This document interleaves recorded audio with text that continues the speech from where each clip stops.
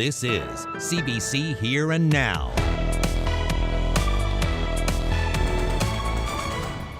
Questions continue about a recent citizens' representative report. Maybe there was a legitimate reason why it was delayed. If that's the case, it's up to the Speaker to share that with us. Share it with the House of Assembly, share it with the people of Newfoundland and Labrador. I'll tell you what opposition MHAs say the public needs to know. For the first time in its history, the Nickel Independent Film Festival will be hosting an online and in-person version. It's really surreal realizing that I haven't had the ability to connect to an audience with it yet. I'm Jeremy and I'll have that story coming up. Welcome to Here and Now. I'm Carolyn Stokes. We start with a CBC Investigates report on the cost of police business.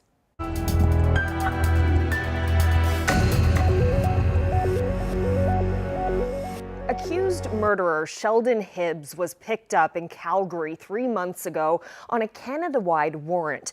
The Royal Newfoundland Constabulary sent officers out west to bring him back to face that charge here, but as Ariana Kelland reports, the return flight was an unusual and costly way to travel. 68-year-old Michael King's body was discovered here on a trail near Waterford Valley High School more than a year ago.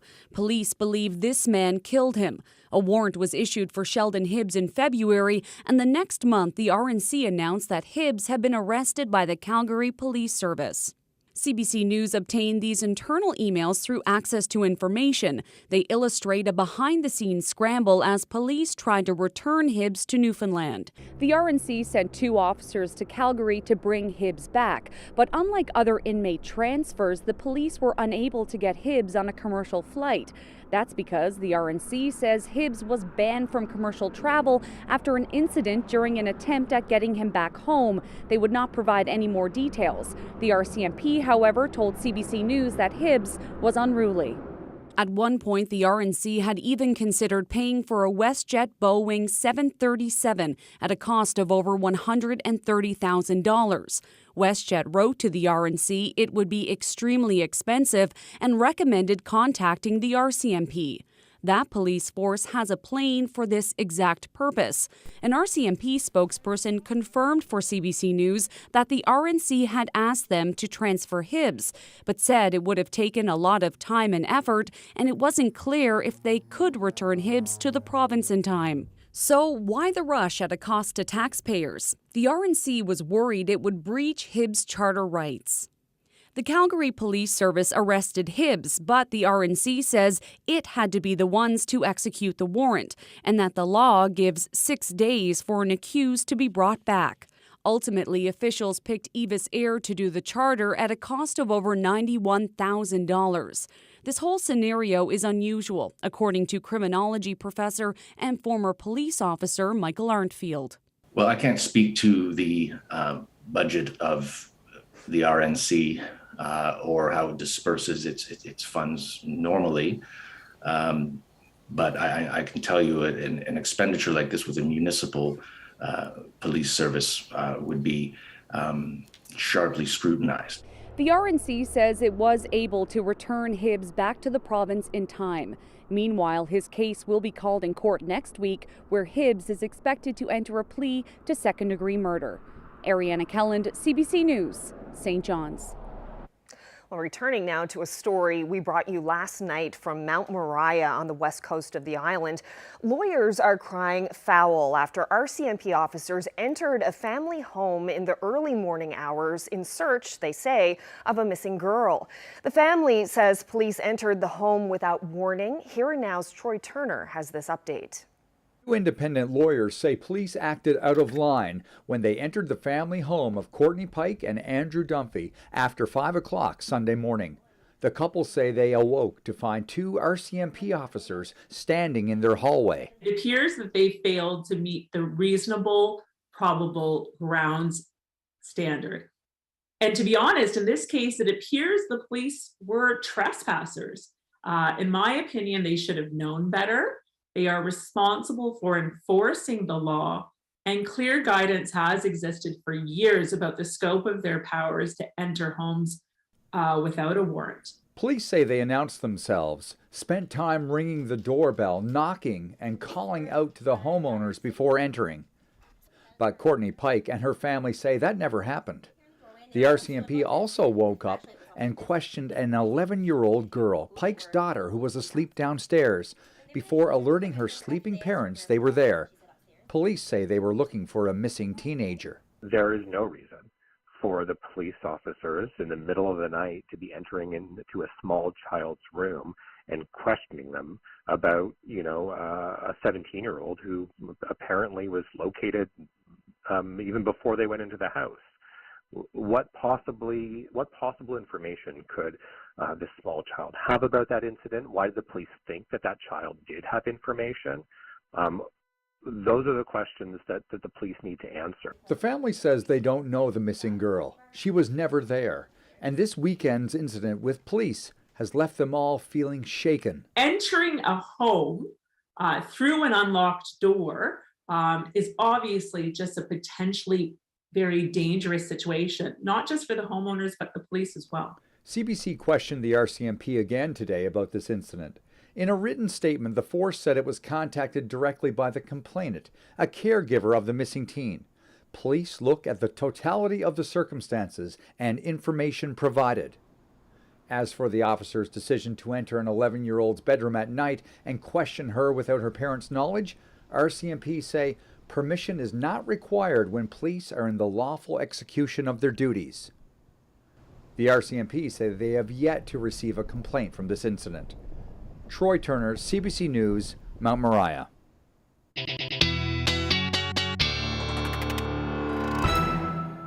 Well, today we finally saw lots of sunshine out there across the province thanks to a big ridge of high pressure. That cloud cover from that area of low pressure that we've been talking about all last week is finally gone, but we do have another system that's going to move in, and that will be our weather maker for the next couple of days. We're already starting to see some high cloud move in for the southwest, even some showers making their way towards the extreme southwestern portions of the island. Unfortunately, that is the story as we head through the next couple of days. We'll see a round of showers move through tomorrow.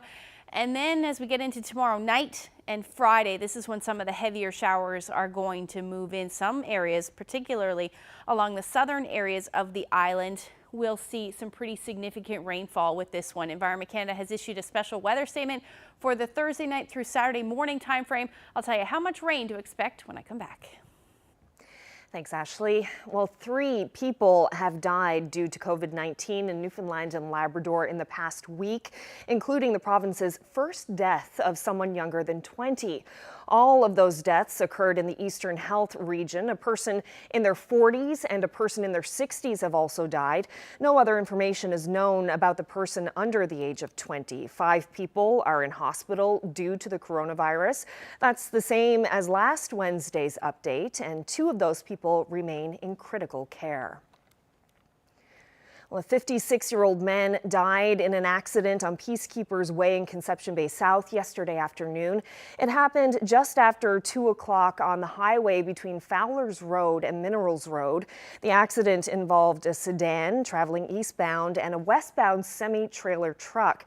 The driver of the sedan was pronounced dead at the scene, while the driver of the truck was treated in hospital and released. The RNC is asking anyone with information or video footage from the area yesterday afternoon to contact them. And another death to tell you about. A 60-year-old man from Ontario died while diving near Bell Island. The RCMP say someone called around 11:30 yesterday morning to say the man was unaccounted for. A Canadian Coast Guard rescue team found the man unresponsive in the water near Lance Cove. He was brought to shore in St. Phillips, where emergency crews tried to revive him, but he was pronounced dead. The Chief Medical Examiner's Office is investigating. Well, the public deserves to know more about a report detailing a toxic workplace at Elections NL. That's according to the opposition and independent MHAs. They say the report follows allegations of harassment and bullying by an officer of the House of Assembly, and they say it was given to the province months ago. Here Now's Mark Quinn has more. After weeks of reporting, the Premier and the Justice Minister have acknowledged the existence of a recent Citizens Representative report. But opposition MHAs say there are still many questions that remain to be answered. Well, we had heard that this report existed going back 3 months ago, and that's one of the issues here about why it's taken so long for anybody to react and admit that a report exists. Brazel also wants to know if anyone acted on the report when it was received. We're baffled that the proper process hasn't been followed to this point, and we need to move this along because this is affecting people's lives. The MHAs say they heard from people who were subpoenaed a year ago to be interviewed for an investigation by the citizens' representative. An investigation into allegations of wrongdoing at Elections NL. The MHAs say those people were contacting them because they want the results of that investigation made public. Brazel says if the report found a toxic workplace at Elections NL, there should have been quick action to change it. And we have a real concern with that, and somebody needs to be answerable as to why that wasn't done for a number of reasons. The integrity of the individual that the accusations were made against, but particularly also the protection of those individuals who made the accusations. CBC News requested an interview with the Premier today, but we're told by his staff that he has nothing to add to what he said yesterday. The report's expected to be released in a redacted form sometime next week. Mark Quinn, CBC News, St. John's. Well, the pandemic forced the Nickel Independent Film Festival to move online. But soon, audiences will be back in their theater seats. Next week, more than 100 films from this province and around the world will be screened. And for the first time, one local filmmaker will be face-to-face with those screening her work. Here now's Jeremy Eaton reports. There's a little extra buzz this year around the Nickel Independent Film Festival. That's because for the first time in 2 years, there will be in-person screenings. And that's a big deal for people who spend months and months and months trying to put together a film for the festival. After getting an emerging filmmaking grant, Jamie Miller got to make this film last summer, Proximity. She's shown it at 3 previous festivals so far, but only online.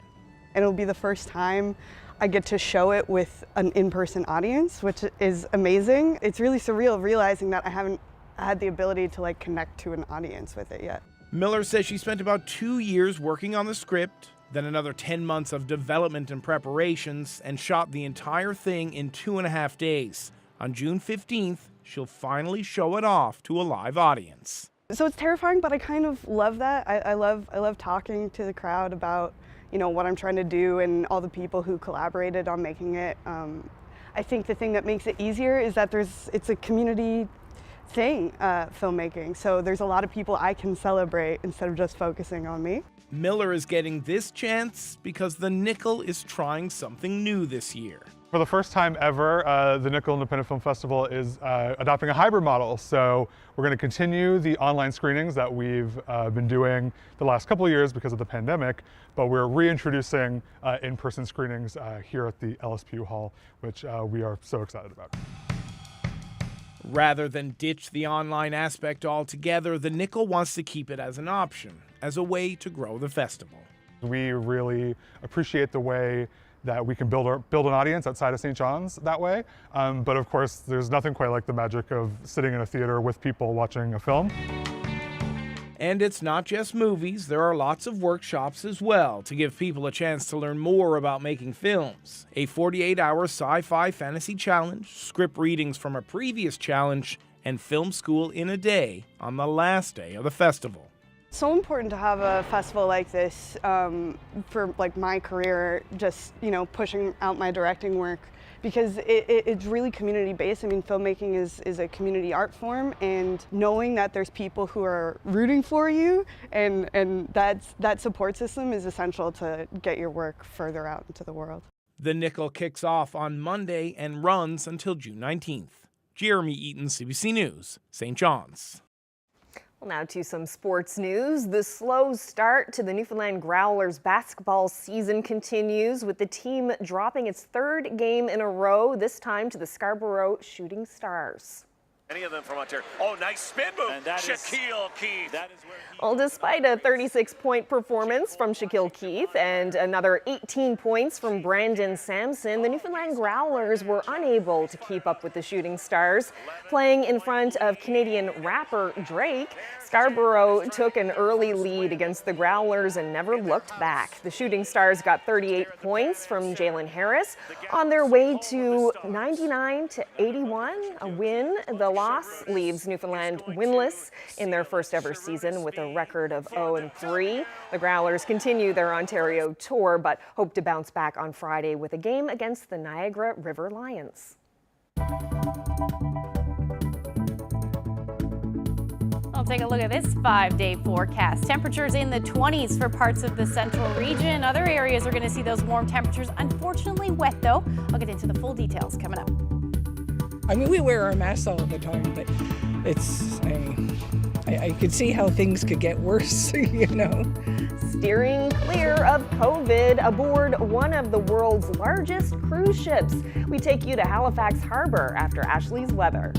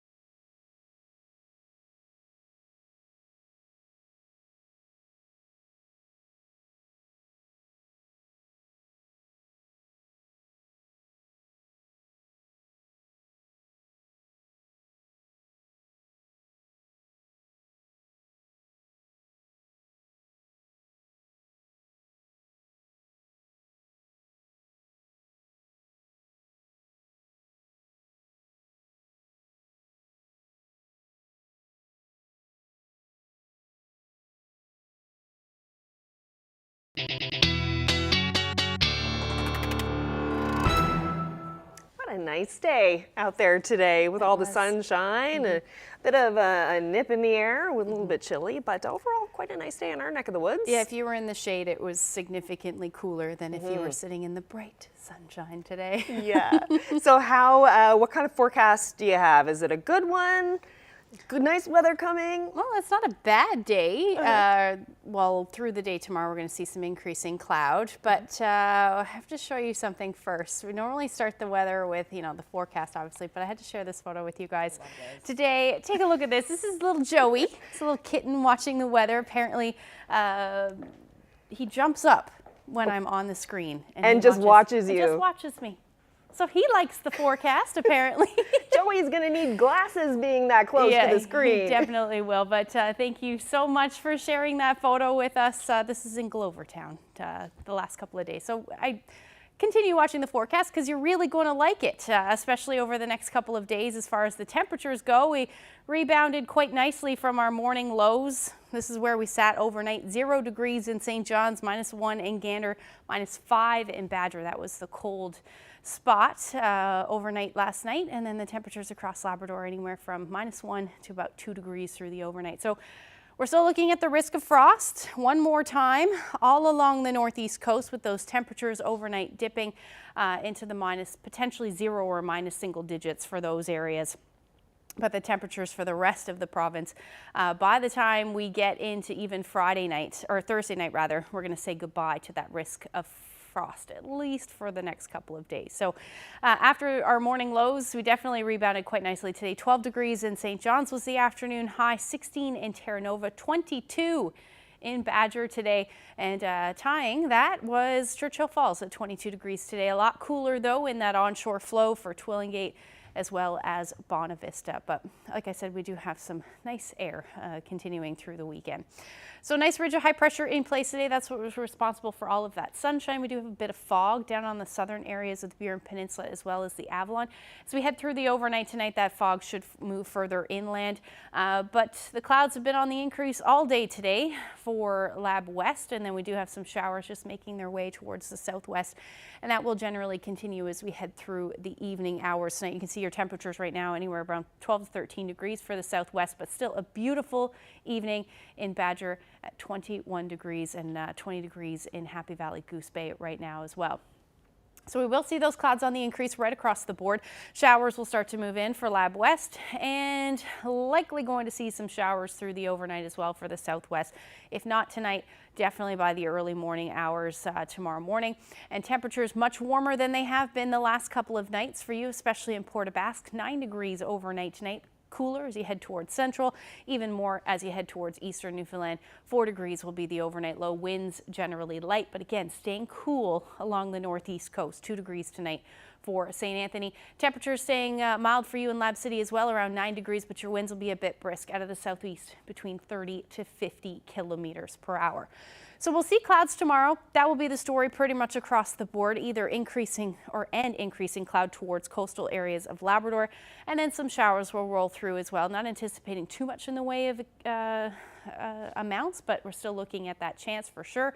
It's Thursday night into Friday when we're going to see that bigger push of moisture, and all of us pretty much across the island are going to see that chance of showers through the day. We're talking about some pretty significant accumulations, particularly for southern areas of the island. But overall, tomorrow looking fairly nice. 11 degrees for St. John's. The wind's not too much, 15 to 20 kilometers per hour. 18 as you head towards Clarenville. Same thing towards central. You're looking at a pretty similar day, although a lot more cloud cover today. Grand Falls winds are 21 degrees, the story for you. West coast anywhere from 10 to 18 degrees, coolest along the south because your winds will be onshore there. And then looking like a pretty nice day for southeastern Labrador and the northern peninsula, in the teens tomorrow with some sunshine. Your clouds will move in as the day goes on. And then as far as Labrador goes, Lab City, you're sitting at 18 degrees with that shower activity. Eventually you'll see that towards northern areas of the island as well. But we'll talk about the long range forecast when I come back.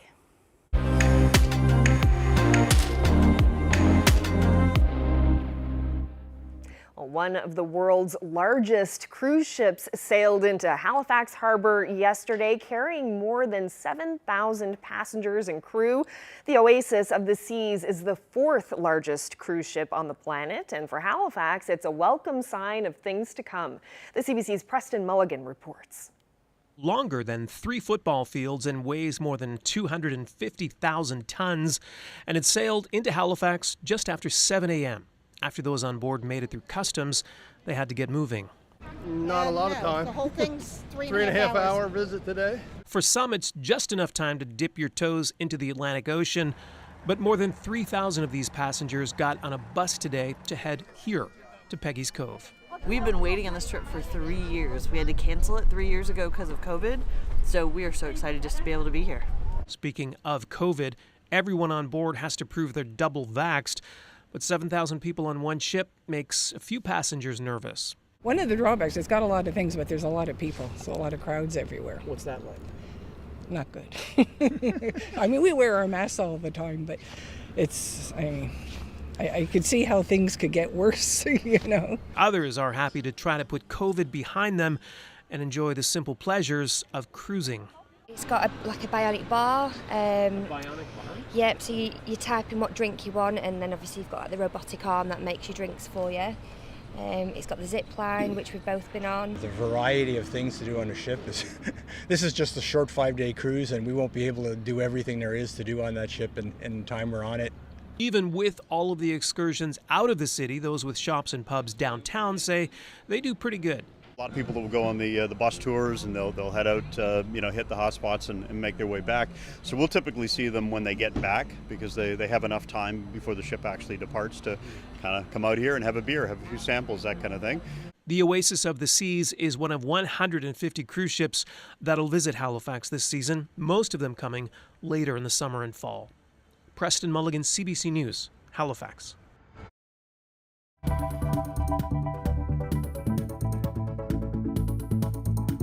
I've never seen a mosh pit in a museum before. How did punk rock music and culture come to thrive in suburban Mount Pearl? It's where the young families were. It's where a lot of young people lived, and they didn't have much else to do but make their own fun. It's not the kind of story you typically find in a museum. This really reaches a community that the museum would never have reached. Dive into the world of punk in the Pearl.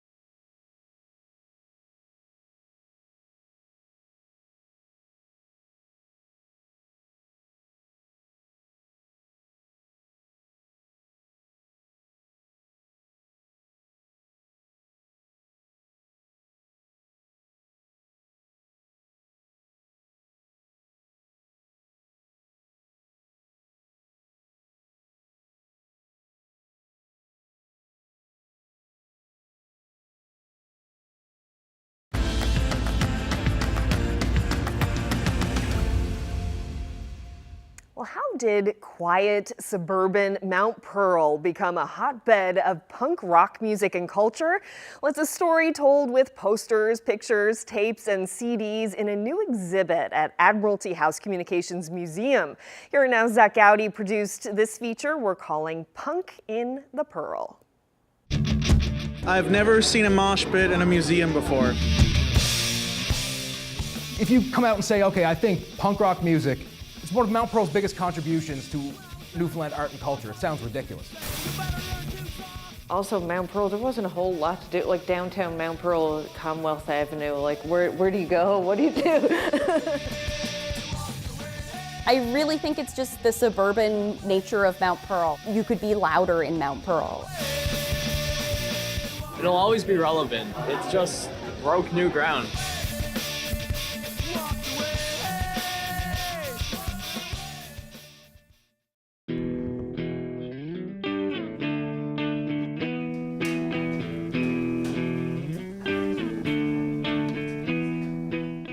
Hi, my name is Elsa Sims. I am the museum manager here at Admiralty House Communications Museum.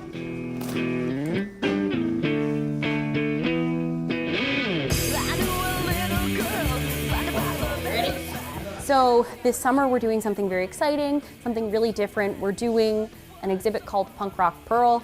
It's about Mount Pearl's impact on the larger, I guess, Newfoundland punk scene. It's about youth culture. It is truly about youth culture. It's about youth effort, energy.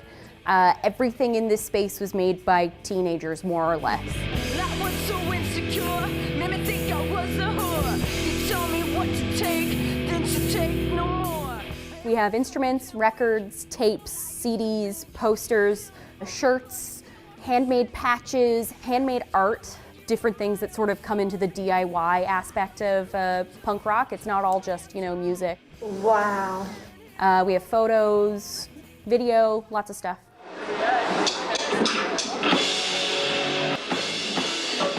The story of Punk Rock Pearl and punk rock in Mount Pearl in general is just about what kids can accomplish. The bands that came from Mount Pearl and the kids that came from Mount Pearl kept the alternative music scene alive in St. John's for decades.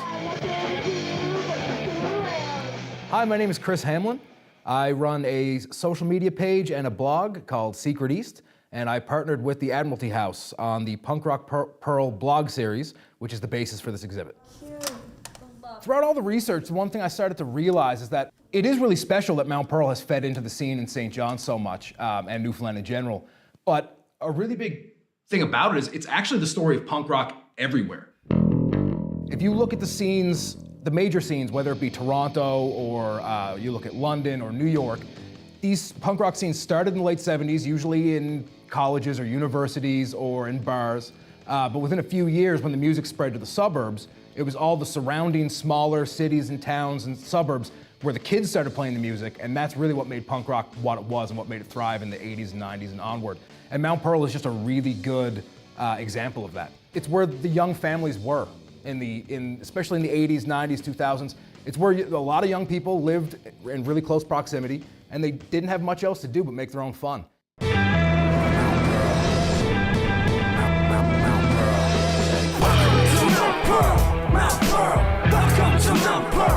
It's beautiful. I think Mount Pearl is most certainly known for the Frosty Festival. Sports are huge in Mount Pearl. Soap works for your bubble bath. 37 miles of trail. Part of this exhibit was sort of like taking the emphasis off of sports because this was such a big thing here, and I just want to show a different kind of youth culture that was able to achieve similar or equally as important things. 1, 2, 3, 4.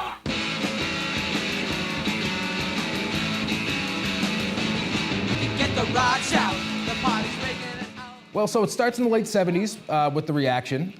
The Slime and The Reaction, they played at MUN, they played the bar circuit. But you see in the 80s hardcore movement becomes more about all ages. It becomes more about young people and about kids. The shows started to be put off at alternative venues, not bars, where everyone would let them book. You had Age of Majority, were the first all Mount Pearl hardcore band. Bands like Good to Go and Hung Up and Plan 13 and The Farts and Dump I was a Skywalker and clocked in. They were mostly playing their shows in St. John's, but they were all teenagers who were hanging out and growing up in Mount Pearl.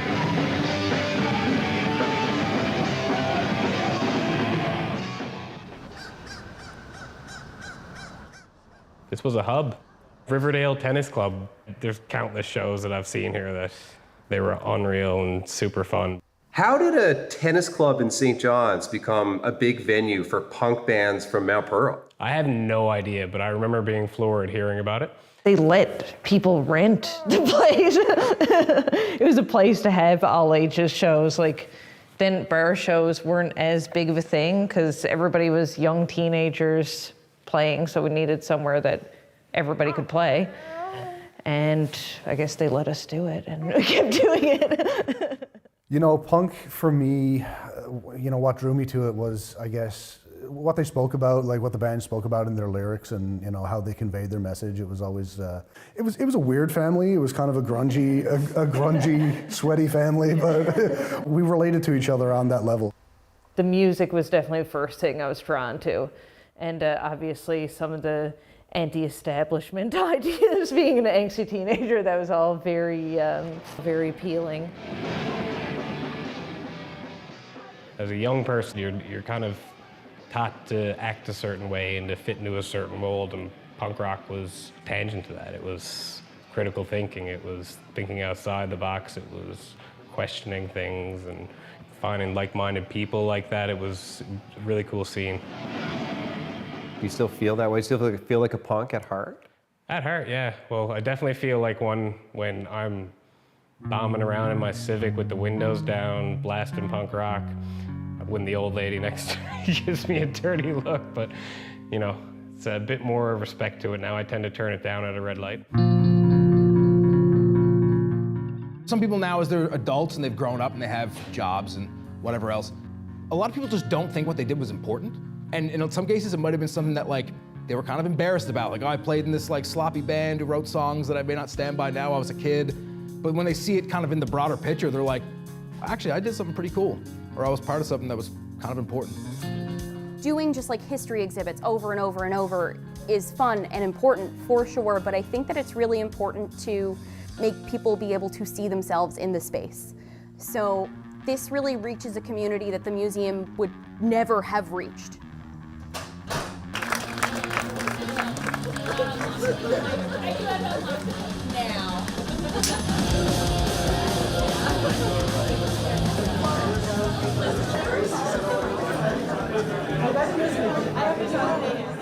This is really cool. It's definitely like, this is a lot of my formative years surrounding me. Oh, that's really cool. I'm majoring in history at uni, so I love seeing stuff like that. It's really cool to me. I'm definitely inspired. It brings me back. I was saying bands like Common Name and the Molotov Smile and The Killing. I must have these t-shirts at home from when I was 15. To see this collected in such a tasteful and meaningful way that makes me feel something. It's been so long since I've felt something, and to be in this environment, it's like coming home.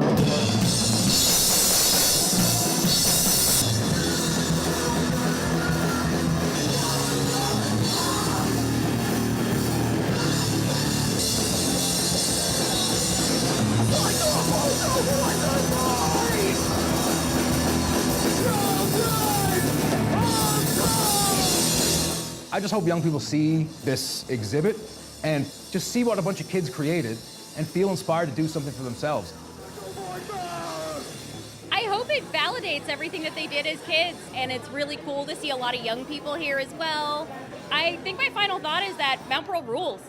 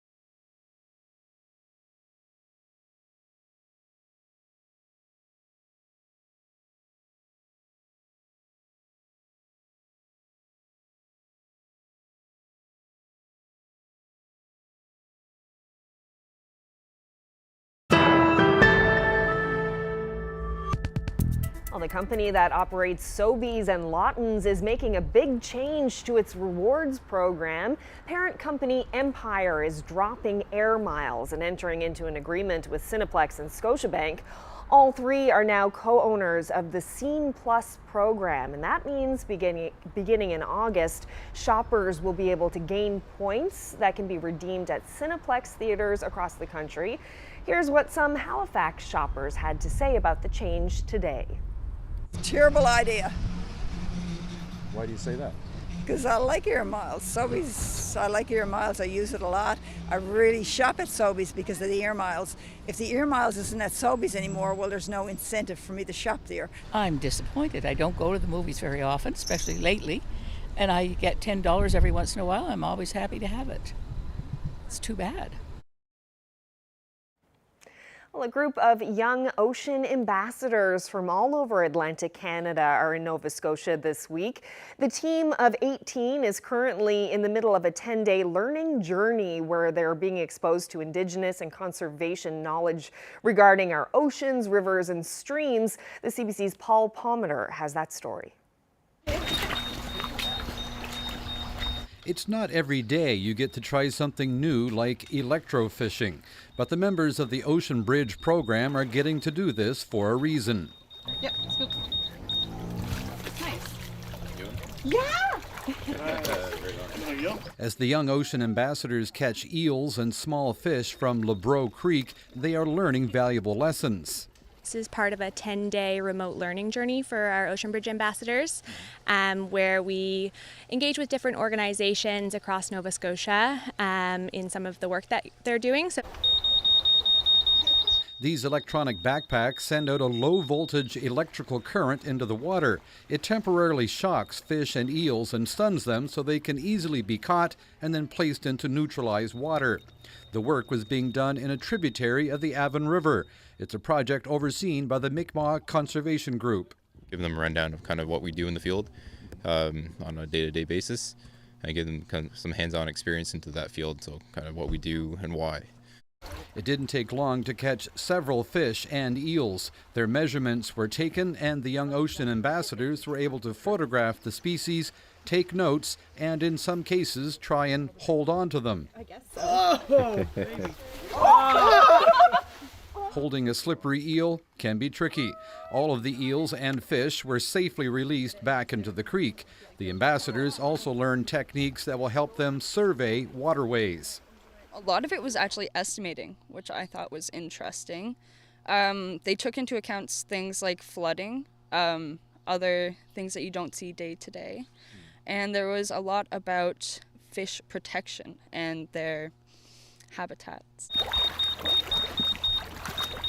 Besides the fishing, the group has already done a beach cleanup and piping plover bird survey in Queens County. The trip will conclude with a bio blitz along the eastern shore and then a 3-day kayaking trip around the 100 wild islands. Paul Palmeter, CBC News, 3 Mile Plains.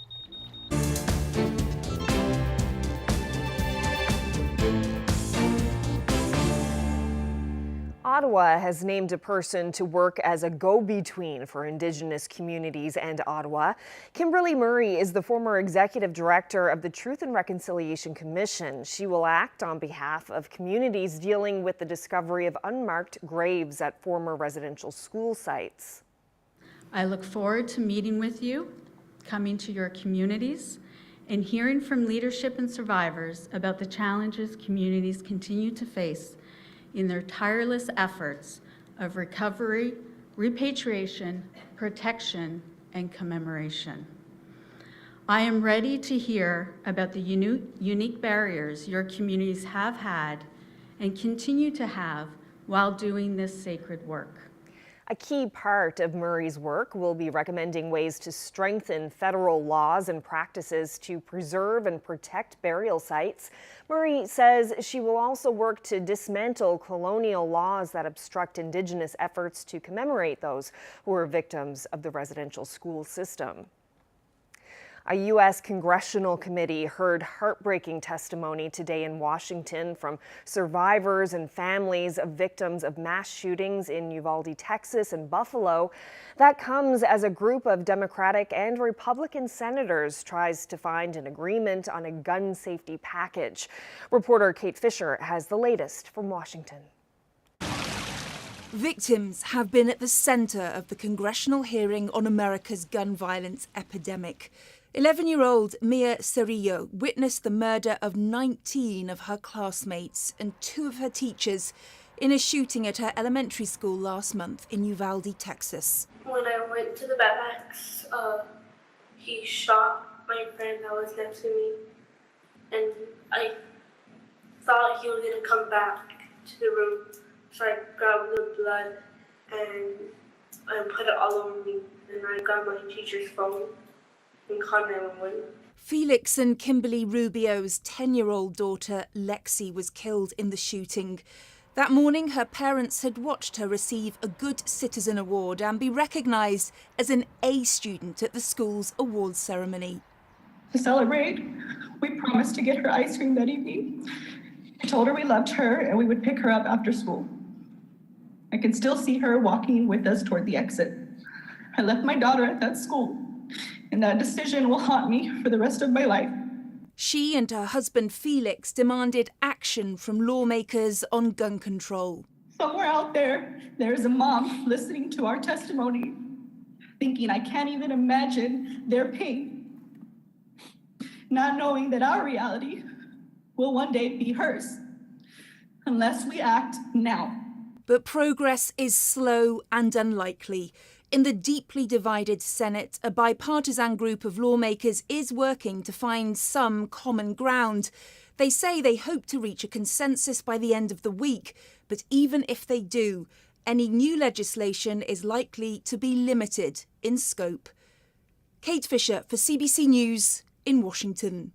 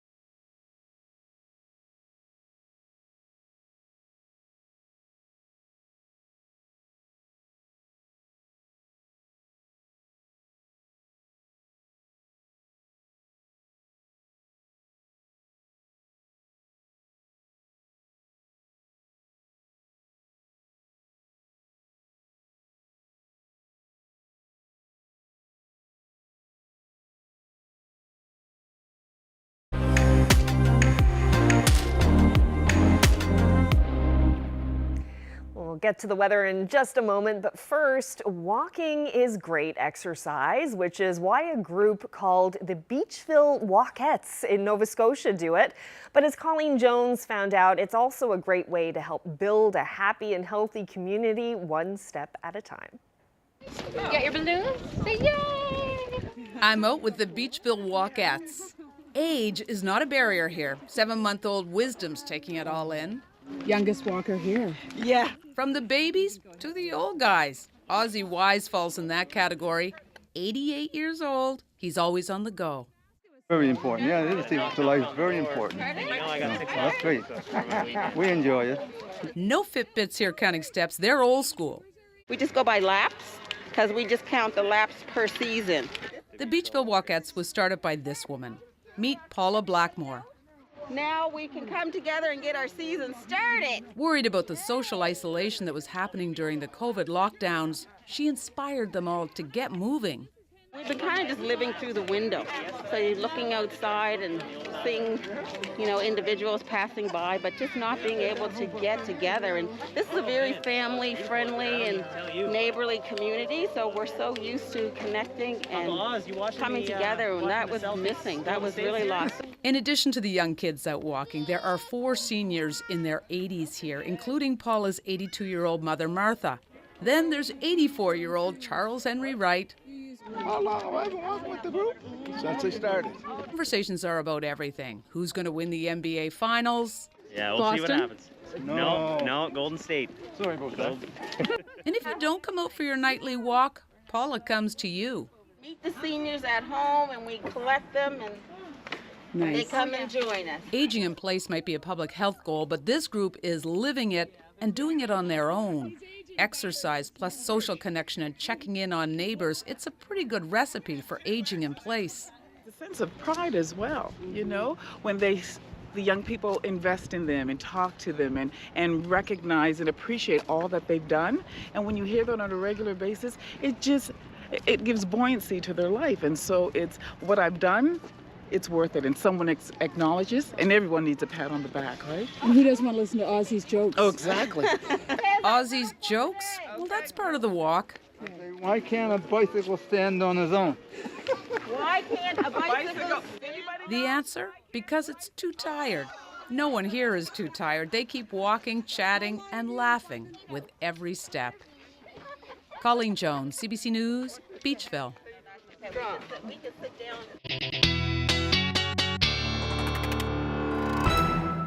I'd definitely be taking my dogs on that walk. They love it. Yep. What kind of walking weather are we going to have over the next few days? We're looking at the long range forecast, so kind of skipping ahead to heading into the weekend. Heading into the weekend, yeah. We're talking about Friday already. So tomorrow is going to be generally cloudy, and then we're going to see all that rain move in through the day on Friday, starting actually Thursday night. So walking on the treadmill indoors. That's exactly a great idea. Yeah, let's take a look at what's going on out there. So here's Thursday evening. So we will see some showers that will work their way across the island, but they will become way more numerous as we get into Thursday night, Friday morning, and they're going to spread across the entire island, and then eventually up across Labrador as well, as our next area of low pressure moves in and continues through a good chunk of Friday evening as well.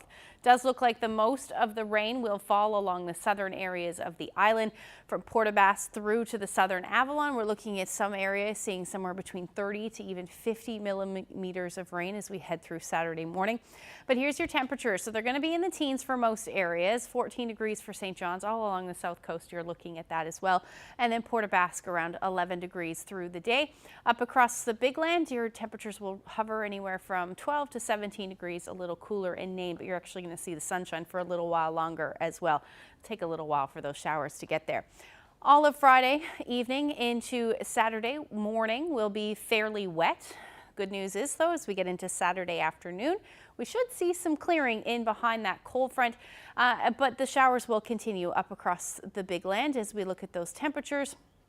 Staying relatively mild as well, anywhere from 13 to 16 degrees. Cooler though now for you in Nain at about 6 degrees, but look at the temperatures across the island. So once we see that sun come out, the temperatures should jump up anywhere from 17 to 20 degrees for most areas. And again, lots of sunshine. Winds will be out of the south at this point through the day on Saturday. Sunday looks pretty nice too, so pretty nice stretch of weather. We'll likely see those showers return though into the evening hours and then continue on Monday. So we're going to see a bit of a drop in the temperatures and back down to some of those cooler overnight lows as well. Now for central Newfoundland, you're looking at much warmer temperatures, likely reaching 25 degrees by Sunday. Monday back down to 17, but still beautiful. Western Newfoundland, same thing. That's where you should be sitting this time of year, around 19 degrees. Now for eastern Labrador, you're looking at temperatures climbing into the 20s by the time we get into next week, but unfortunately a little bit of a rainy weekend. And then western Labrador, you're looking at a similar forecast, about 20 degrees by the time you get to Monday, still hanging on to that chance of showers. Take a look at this beauty. Another sunset this time in Fox Island River. Kathy shared that photo with us. If you have any photos you'd like to share with us, send them to either my Facebook, Twitter, or email them to nlphotos@cbc.ca. Oh, another gorgeous sunset picture. I love the angle of that. I was just going to say, great perspective, isn't it? Yeah, from the grass. A little bit of grass there. Lovely shot. Thank you so much for that. Awesome. I'm really digging the temperatures coming this weekend. I really hope that holds. Yeah, me too. Yep, fingers crossed. Yeah. Next week, not so much. Looks like we're going to see a big drop in temperatures again. Hopefully that doesn't happen. We'll worry about that later. Exactly. Well, that's it for us tonight. Thank you so much for joining us, everyone. Good night.